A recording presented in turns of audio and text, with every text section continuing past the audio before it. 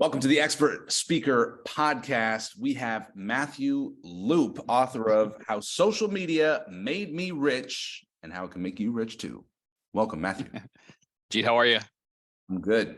I've been looking forward to this conversation. So I know you are a chiropractor turned marketing expert, and I know you work with practitioners to help them grow their practice. Tell us your story, please.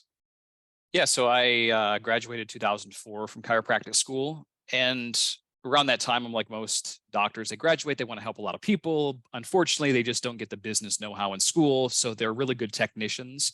Like Michael Gerber talks about in his book, E-Myth, you've got the manager, the technician, and the entrepreneur.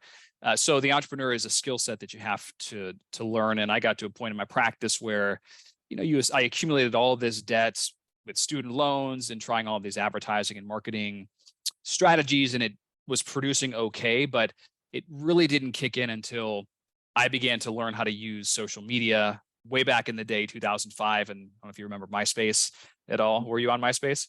I missed MySpace. It was great. Tom was a great friend.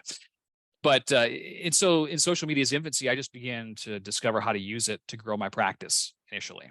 Long story short. And then once I started to learn and people were coming through my door, I had other colleagues that were asking me, hey, what are you doing? Can you show me how to do this? And I began showing them, and they began to refer other chiros initially. And then they were referring real estate professionals, attorneys, and just a wide variety.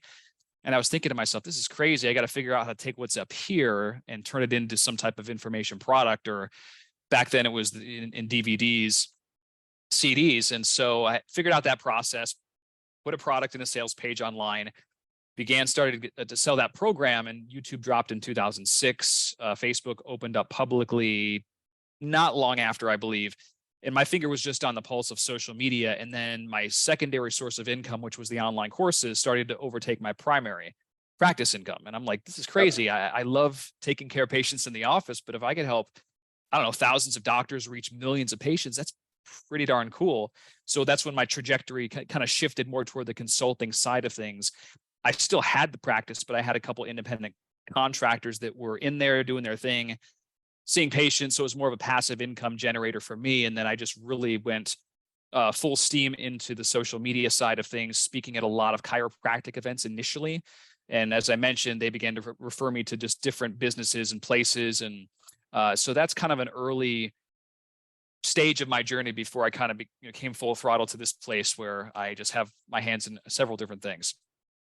So chiropractor, built a successful practice, started advising other practitioners and doctors, got into the info product business. Mm-hmm. And now, as I understand it, you're even buying businesses and growing them. Are those chiropractic practices, or what kind of businesses are you buying? Businesses usually doing between 1 and 5 million top line revenue. My wife and I are investors.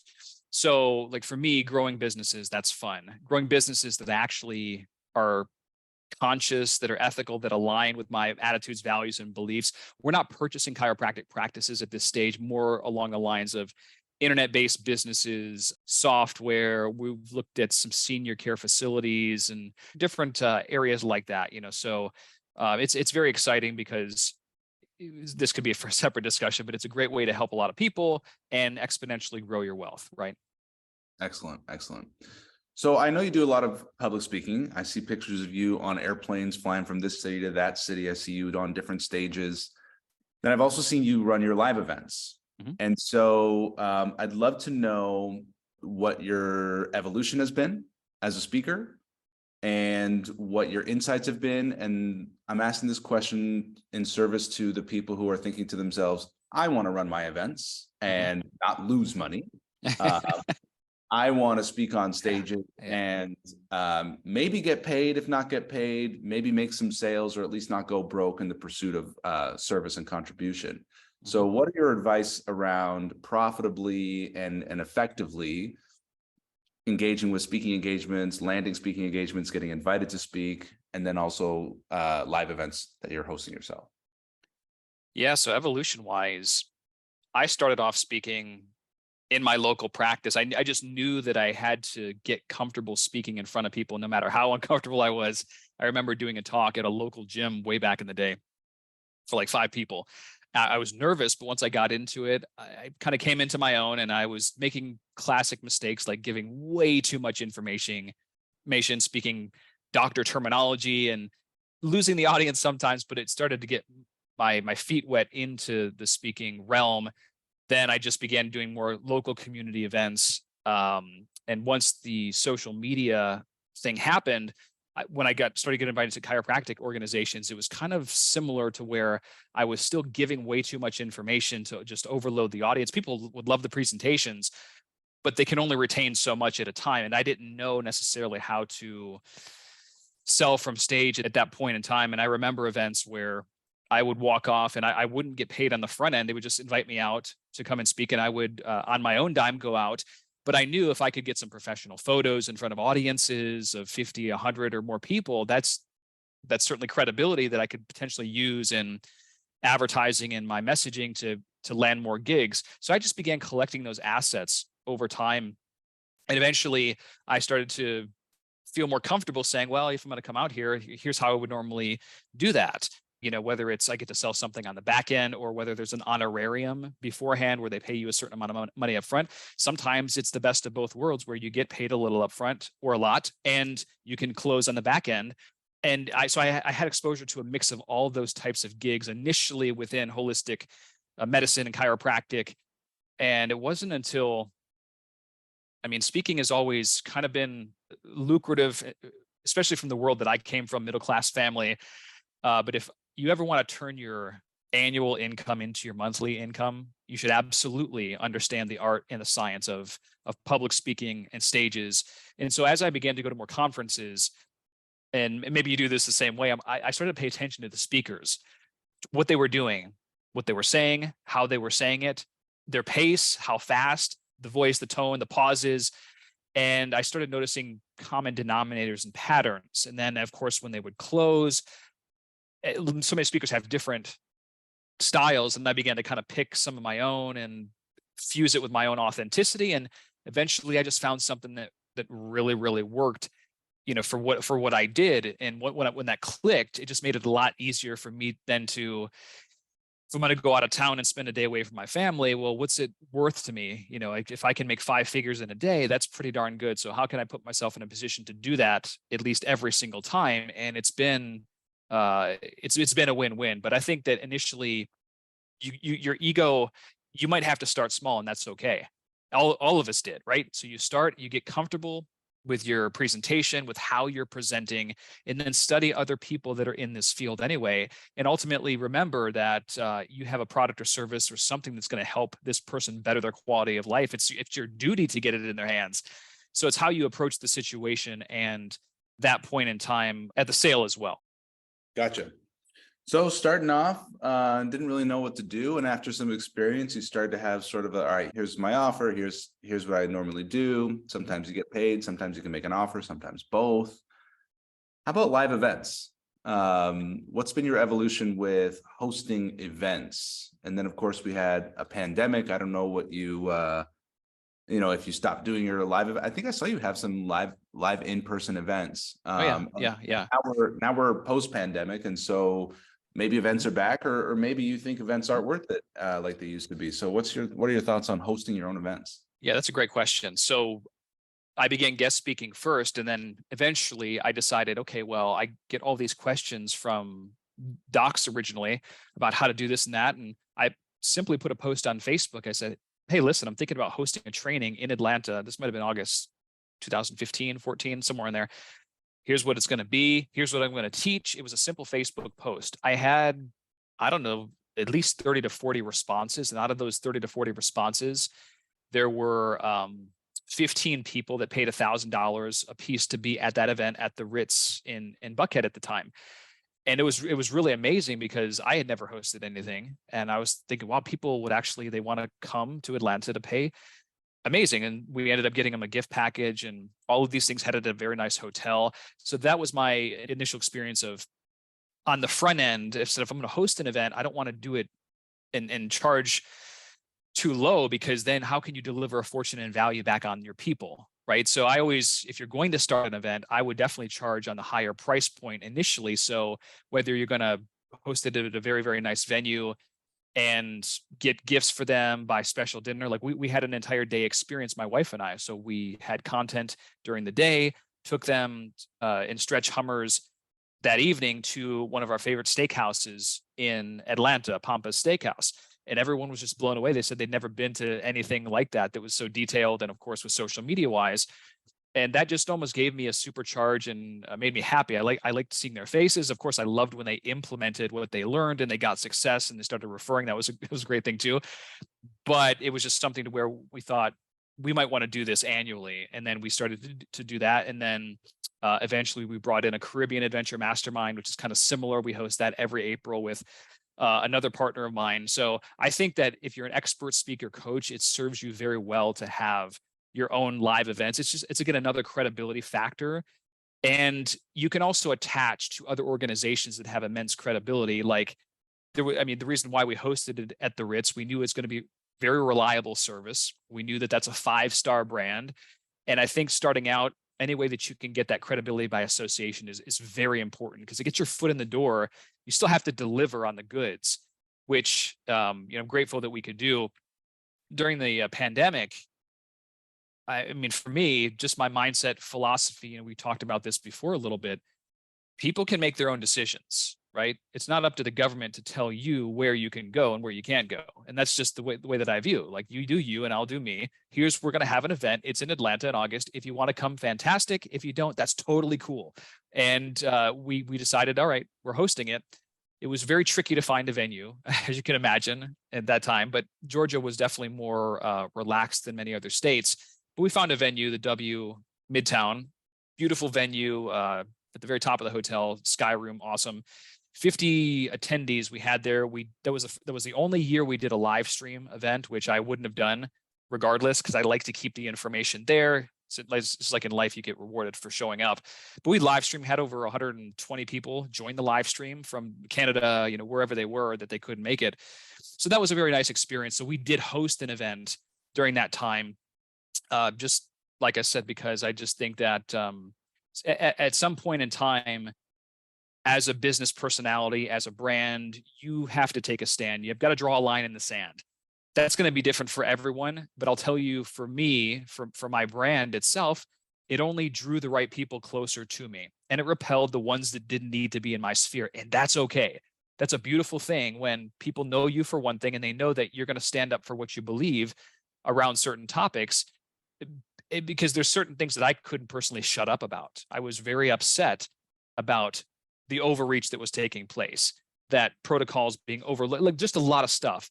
And I was very vocal about that. And the unfortunate thing is that big tech and social media were censoring a lot of dissenting opinions, and other scientists, epidemiologists, medical doctors that weren't going against the mainstream narrative.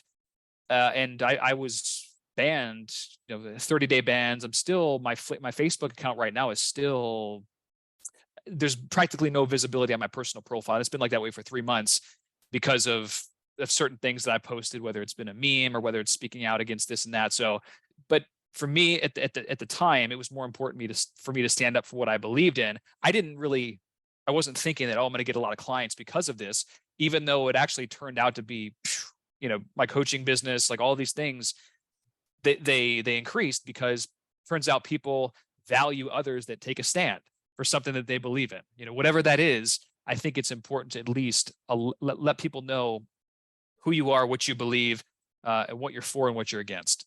Yeah. Well, yeah, as I mentioned to you before we hit record, I really appreciate how you're able to speak clearly and confidently about opinions that can be controversial.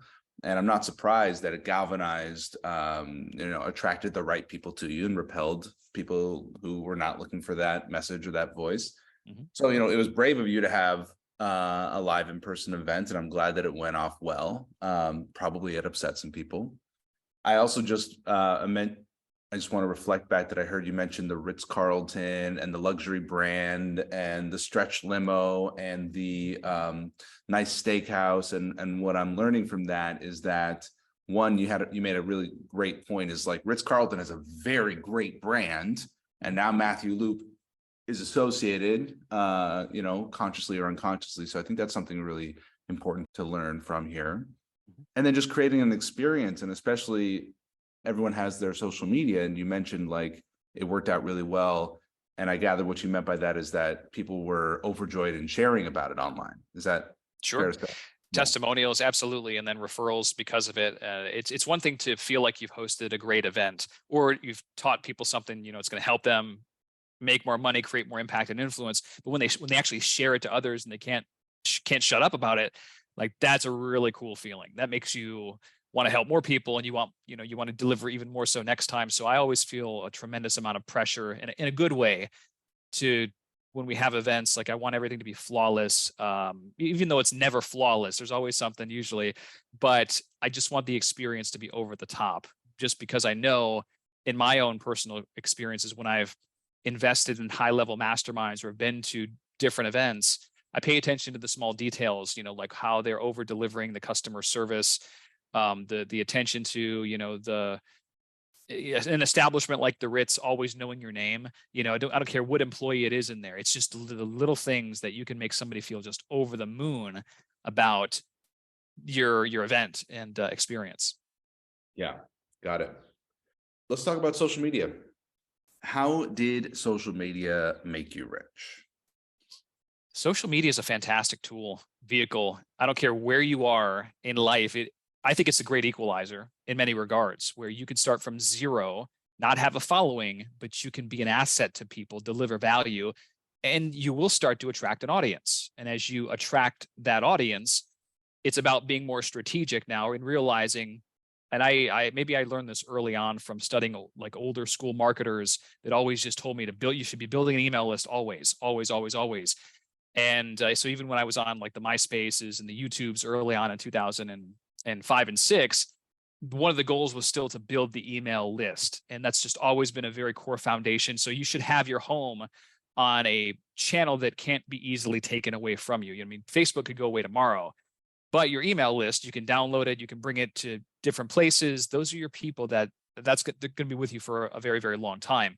So it was through the combination of social media and email, building the audience, building liking and trust with these people, and then always delivering on what I said I was going to deliver, and then getting results, right? You get results and people spread the word about you. So initially, as I was selling my online course that overtook my primary practice income, that thing shot up like wildfire long before anyone was doing that in the chiropractic profession and some other professions. And the word just got around. And so that was a consistent money machine for a very, very long time.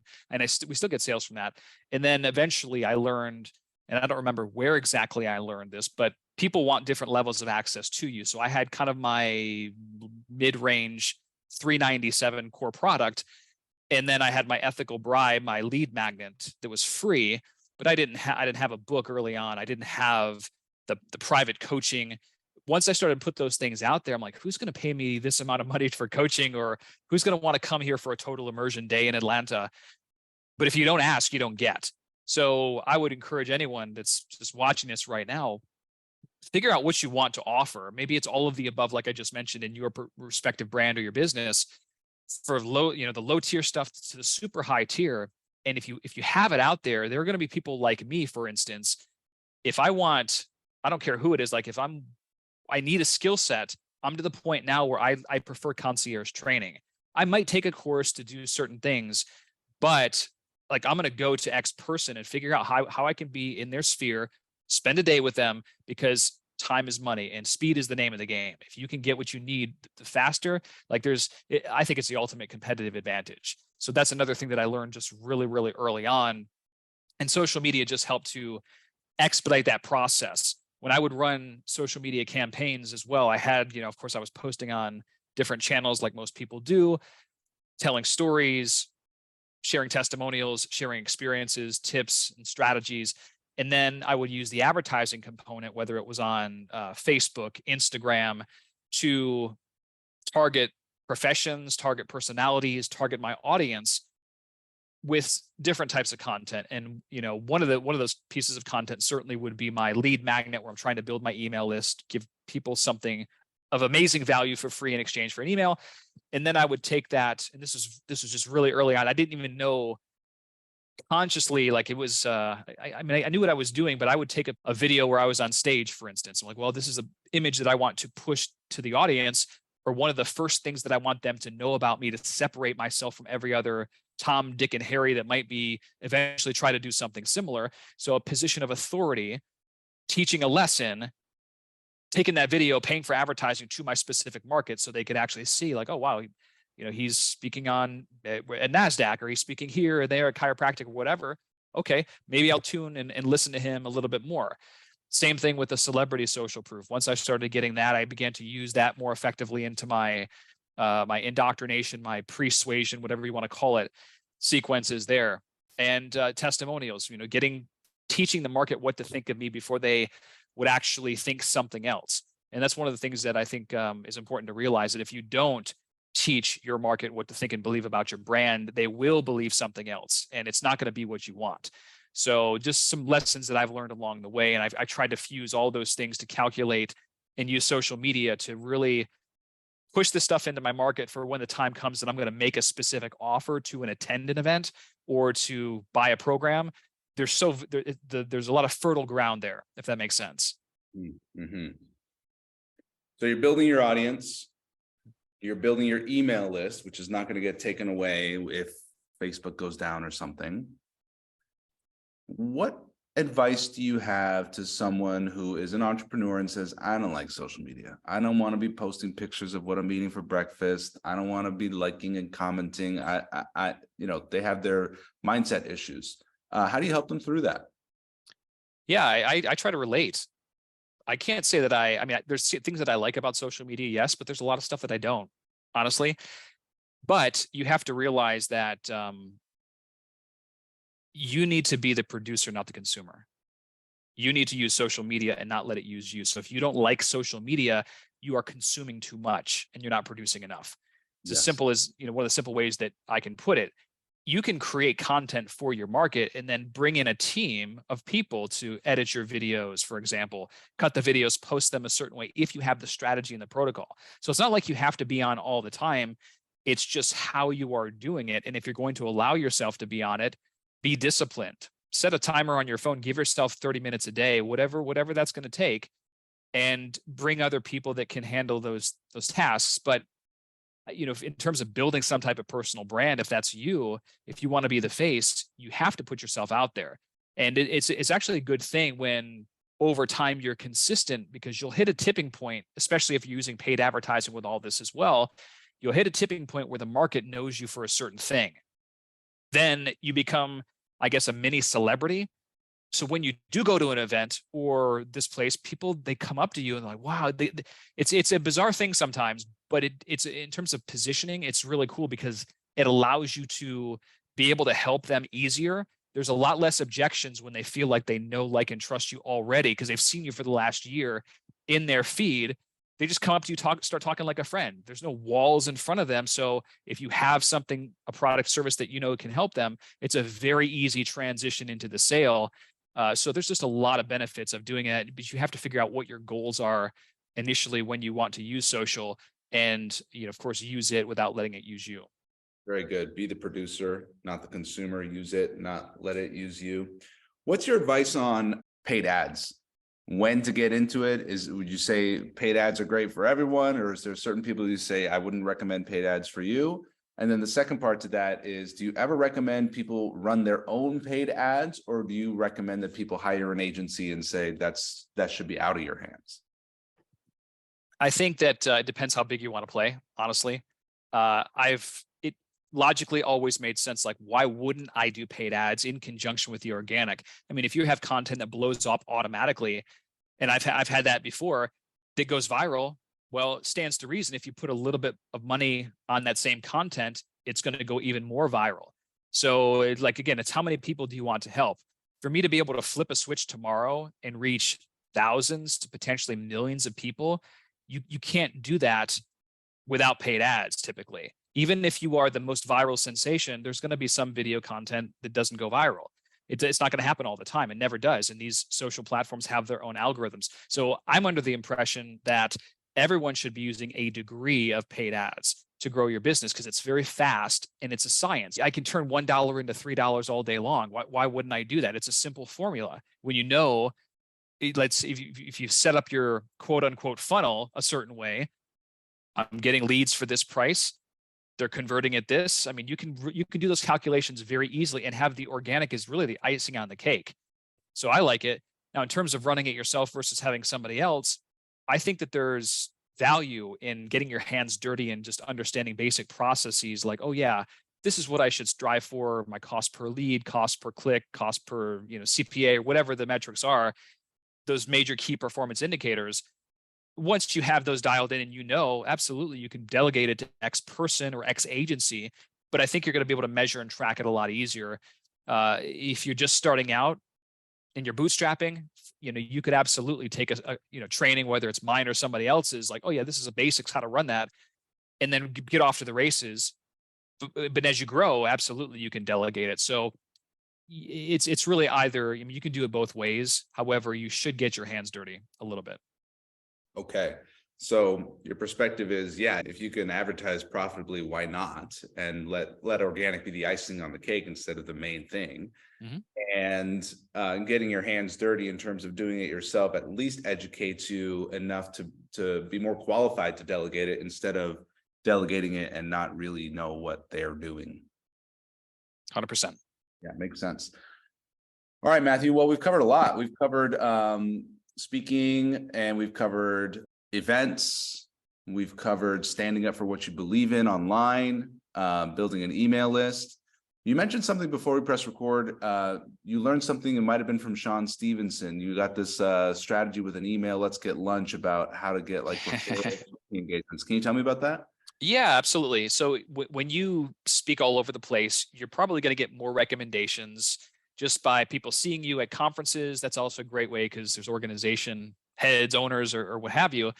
So it's nice to get referrals. But even when you're getting a lot of referrals to speak, I think it's still smart to still proactively let people know that, I'm booking my schedule for the next 2 years. If you know an organization, owner, or association, let's see how we can work. So I remember this might have been 7-8 years ago.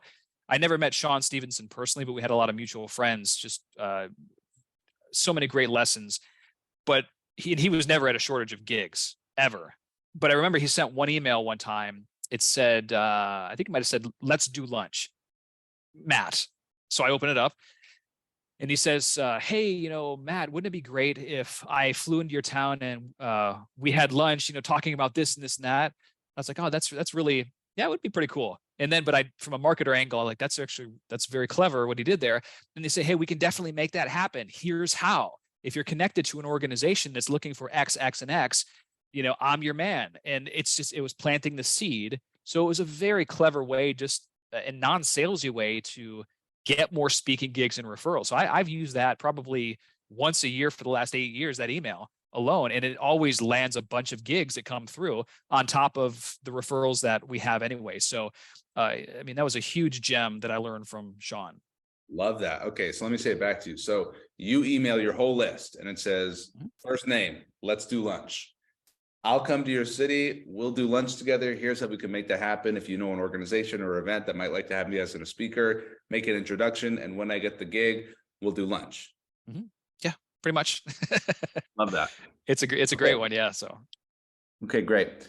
Selling from stage. A lot of people, they say, I don't want to be salesy. If they do want to make a sale, they go, I don't know, what offers should I pray? What price? Do I pass out pieces of paper as an order form? Do I have people take out their phone and order it online? I don't know. What have you learned? Great questions. What are your best practices when it comes to selling from stage? Yeah. Lots of hard knocks because, so yeah, absolutely. So order forms, absolutely. We're still old school that way, where when I'm making my close, it's best if the attendees get the order forms passed out immediately as the close is happening. Mhm. Now I've seen people be able to, hey, rush to the back of the room before. That takes a special type of personality, though. I like to have everyone with the order forms.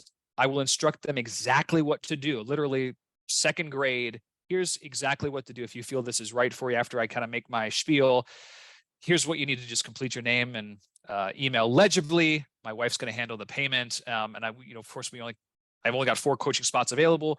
Blah blah blah, and I'll tell them return the forms to her at the very end. It's just one thing, if you don't get the commitment there, if you don't get the form signed in the credit card, you're not going to get paid. And you need to assume that. So you got to get the money while it's there. It's very, very simple. And these are people that, and I've had people that, they want to utilize your service. They're serious. They're not lying or anything. But for whatever reason, if it doesn't happen at the event, life gets in the way, as it always does, and you don't become the priority anymore. So it's very smart to absolutely have the order forms passed out. And sales was explained to me very simply one time by John Carlton, famous copywriter. And he's basically is like, sales, all it is 3 things. Here's what I have. Here's what it will do for you. Here's what to do next.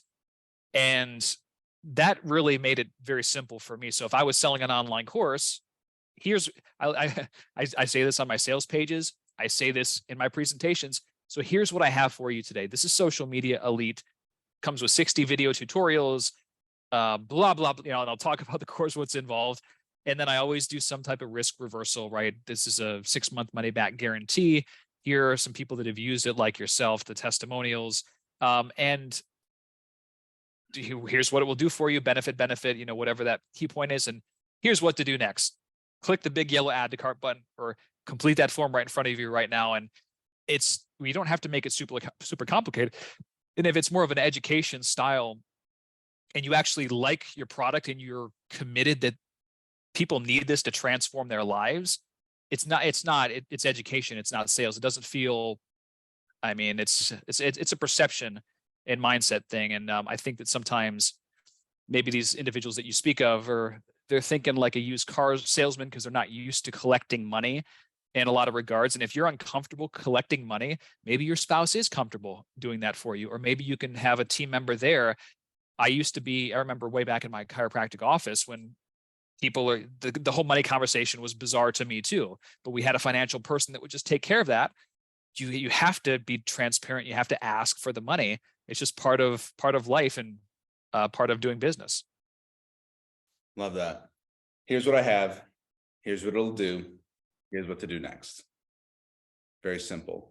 And great insight on if they're not going to buy now, life's going to get in the way.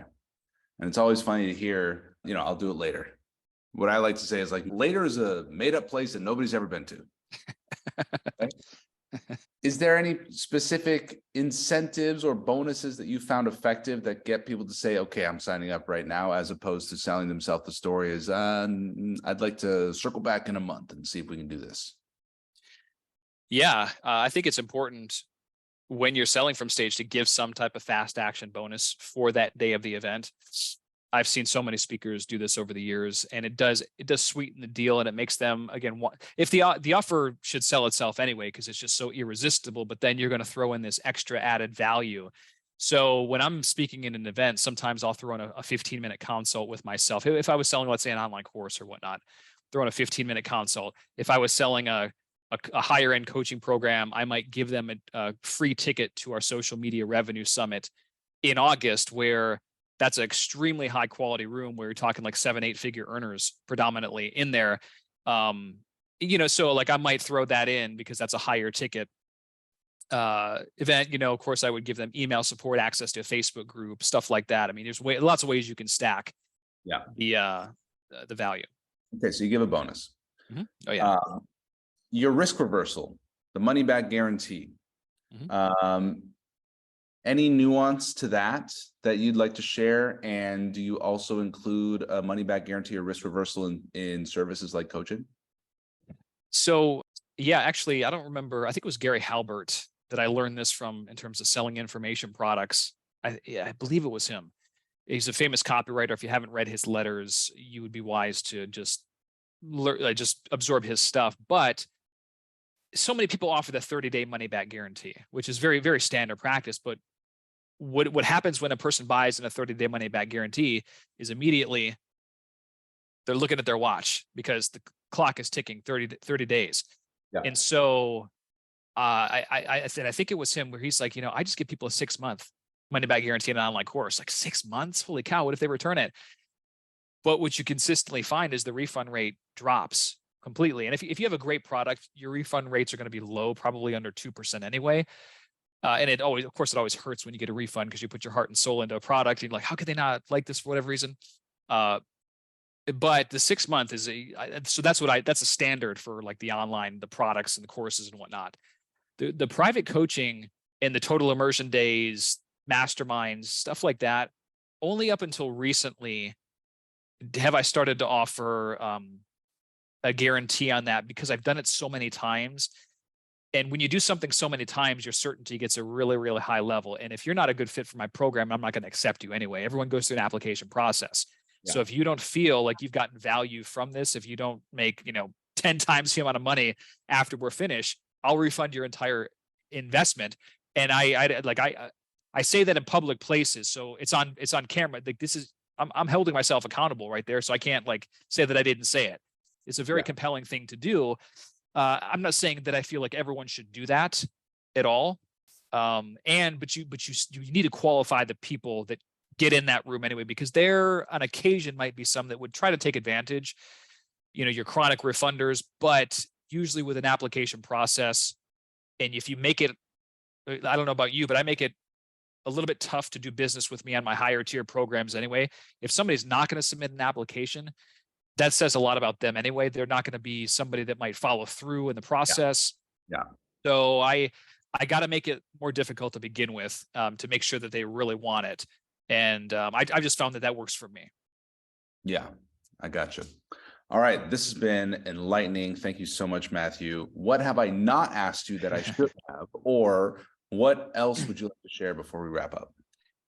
Oh, man. Yeah. So, anyone that's looking to up their social media game, we're having an event in April in Playa Mujeres near Cancun. Social media profit mastery training. www.ucam.fun is where you can learn more about that one. Those are fun for me because it's not just speaking, it's connecting one-on-one in person, spending a few days together and really dialing in on your particular business, and then where those areas of low-hanging fruit are. So those are food for the soul type of things. And but yeah, that's where we could potentially connect. Mexico with Matthew. I love that you have a .fun. I got to go buy some .fun. Very good. Thank you. It's very generous of you to take this time, Matthew. We covered a lot. We covered speaking engagements, live events, social media, list building, standing up for what you believe in, guarantees, and selling from stage. So really, really appreciate your experience and your wisdom. And of course, our shared interest in serving the wellness community and growing their practice, because we both know how important it is for those practitioners to help more people. So I appreciate that. And thank you for your time. Thank you, Majeed. Appreciate you. Thank you for listening to the Expert Speaker Podcast. Be sure to hit the subscribe button and leave us a rating so that more people can discover the Expert Speaker Podcast, and so more people can be empowered to share their message. Be sure to go to www.expertspeaker.com and take the masterclass to learn how to grow your business and make money speaking. It's totally free and will change your business.